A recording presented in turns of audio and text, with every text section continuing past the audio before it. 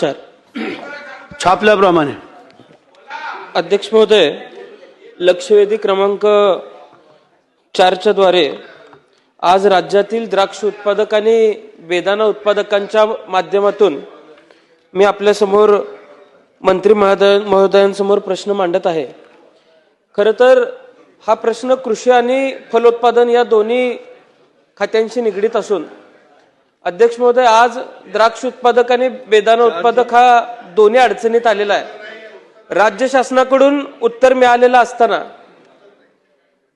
आकडेवारी अगदी त्यांनी योग्य दिलेली आहे, उत्तर देत असताना उत्पादन कमी झालेलं आहे आणि त्यामुळं उत्पादन कमी झालं असल्यामुळे ज्या अडचणी आहेत त्यांनी उत्तरामध्ये अध्यक्ष महोदय मान्य केलेल्या आहेत।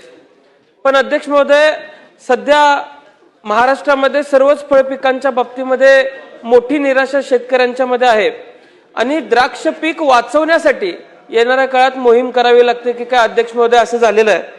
आज द्राक्ष पीक असेल आणि बेदाणा असेल, बेदाणा तसा जीआय मानांकन मिळालेला फलोत्पादन आहे आणि आज आम्ही बघतो अध्यक्ष महोदय, मुळातच माझा प्रश्न असा आहे की कमी दर्जाचा अफगाणिस्तान असेल किंवा बाहेर राज्यातून बाहेर देशातून जो बेदाणा आपल्याकडे येतोय त्यामुळे स्थानिक शेतकरी अध्यक्ष महोदय अडचणीत आलेला आहे आणि स्थानिक शेतकरी अडचणीत आलेला असताना त्याच्या दराला आज भाव मिळत नाहीये, त्याच्या मालाला आज भाव मिळत नाहीये, त्याच्या एकूण हे जे आयात केलेलं प्रोडक्ट आहे त्याची गुणवत्ता तपासण्यासाठी अध्यक्ष महोदय कुठली यंत्रणा नाहीये।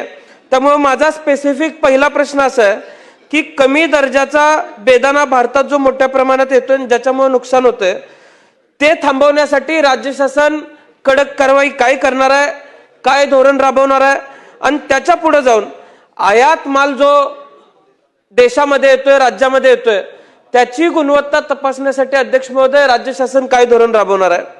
अध्यक्ष महोदय, दुसरा प्रश्न माझा असा आहे, मला जे उत्तर मिळालेलं आहे त्यामध्ये सीमा शुल्क साधारण ते धोरण निश्चित करण्यासंदर्भामध्ये राज्य शासन सांगते। आज सीमा शुल्क वाढवल्याशिवाय स्थानिक शेतकऱ्यांना अध्यक्ष महोदय सुरक्षिततेची भावना अजिबात येणार नाही। त्यामुळे राज्य शासन सीमा शुल्क वाढवण्याच्या बाबतीमध्ये काय विचार करते आणि स्थानिक शेतकऱ्यांच्या हिताच्या बाबतीत राज्य शासन काय विचार करते हे राज्य शासनानं सांगावं, किंबहुना राज्य शासन यावरती समिती गठीत करण्याबाबत विचार करते का हेही राज्य शासनानं सांगावं। अध्यक्ष महोदय, त्याचबरोबर तिसरा प्रश्न माझा असा आहे की अलीकडच्या काळामध्ये भारत अमेरिकेचा करार झालेला आहे।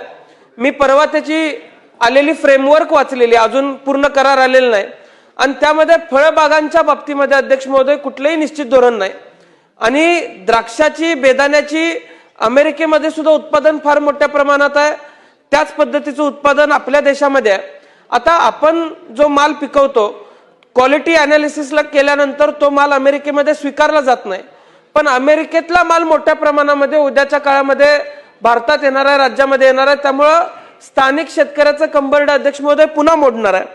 माझी राज्य शासनाला एकच विनंती आहे की तासगाव हे टेबल ग्रेपसाठी प्रसिद्ध आहे, नाशिक हे वाईन ग्रेपसाठी प्रसिद्ध आहे, त्यामुळं कृषी खात्यानं यावरती अभ्यास करत असताना आज अमेरिकेमध्ये साधारण कॅलिफोर्नियामध्ये टेबल ग्रेप प्रसिद्ध आहे, तर तासगाव आणि कॅलिफोर्नियाचा एकत्रितपणाने करार करून, आता भारत अमेरिकेचा करार झालेलाच आहे, तो केंद्राच्या पातळीवर झालेला आहे, हे पीक वाचवायचं असेल तर राज्य शासनानं धोरण तयार केलं पाहिजे।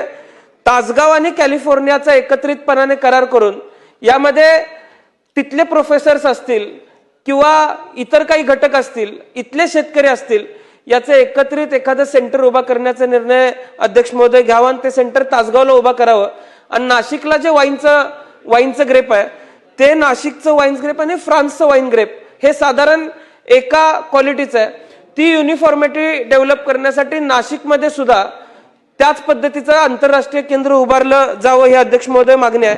आणि रोजगार हमीचे मंत्री सुद्धा माझ्या मते आदरणीय घोगावले साहेबच आहेत। द्राक्ष शेतीचा उत्पादन खर्च अलीकडच्या काळामध्ये अध्यक्ष महोदय फार वाढलेला आणि उत्पन्न कमी झालेलं आहे। प्रचंड मागच्या काळापासून प्रचंड मागणी आहे की द्राक्ष शेतीचा रोजगार हमी योजनेमध्ये समाविष्ट करण्यात यावा। त्यामुळे अध्यक्ष महोदय, माझी त्यांनाही स्पेसिफिक विनंती आहे की या बाबतीमध्ये राज्य शासन काही निर्णय घेणार आहे का?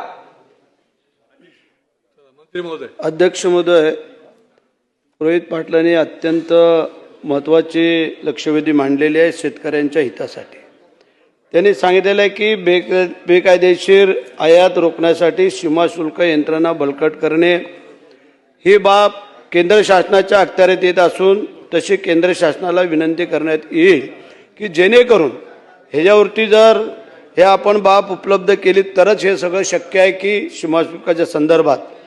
त्याचप्रमाणे ह्या कमी दर्जाच्या बेदाण्याची गुणवत्ता तपासण्यासाठी FDA कडून तपासणी करता येईल का ही बाब तपासून पाहण्यात येईल. द्राक्ष पिकांचा रोहे अंतर्गतमध्ये समावेश आहे, आपलं म्हणणं बरोबर आहे.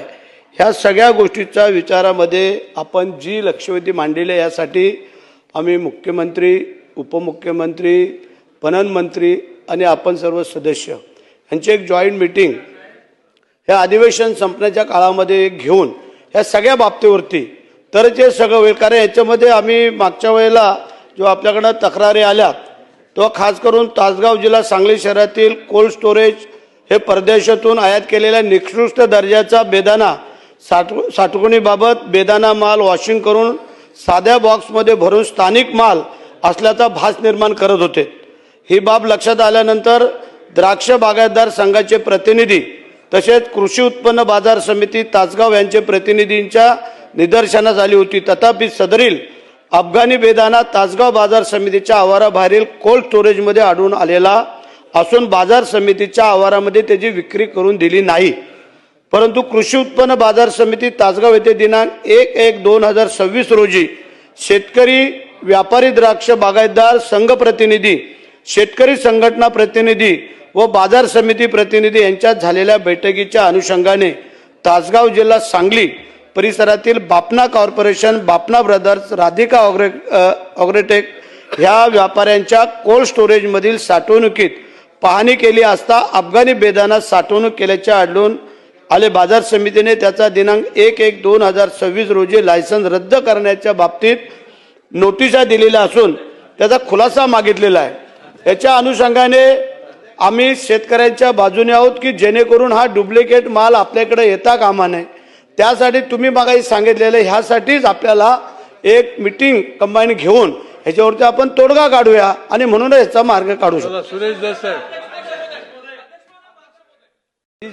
जी रामजी मध्ये याचा समावेश करण्यात येईल का तोही आम्ही विचार करतोय. कारण हे आता आपण सगळं नवीनच सगळं करतोय जे रामजी आणि त्याच्यामुळे रोहेमधले असणारे सगळे तिकडे कन्वर्ट करतोय. नंबर 1 आलं त्यातून मी एक गृहीत धरू का? त्यांनी सांगितलं उत्तरामध्ये आदरणीय मंत्री महोदयांनी की जी रामजी असेल किंवा रोजगार हमी योजनेमध्ये समाविष्ट करण्यासंदर्भामध्ये ते सकारात्मक आहेत आणि त्यांनी केलेलं आहे असं उत्तरामध्ये सांगितलं. तर ते करतायत असं गृहीत धरून मी त्यांचं मनापासून अभिनंदन करतो.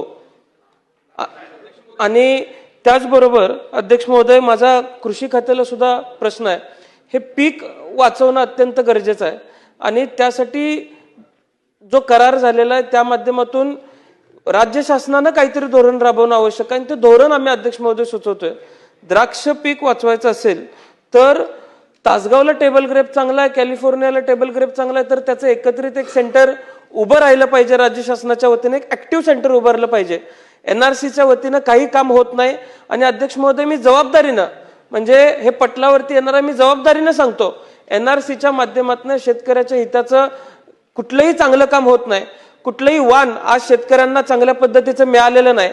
त्यामुळं ह्याचं ऍक्टिव्ह सेंटर तासगावला उभं राहावं, वाईन ग्रेपचं सेंटर नाशिकला उभं राहावं ही आमची मागणी आहे. त्या बाबतीत राज्य शासन सकारात्मक आहे का?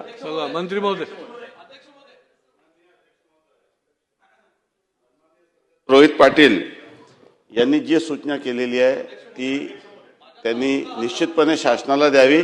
त्यांच्यासोबत बैठक घेऊन या बाबीवर सकारात्मक निर्णय घेण्यात येईल.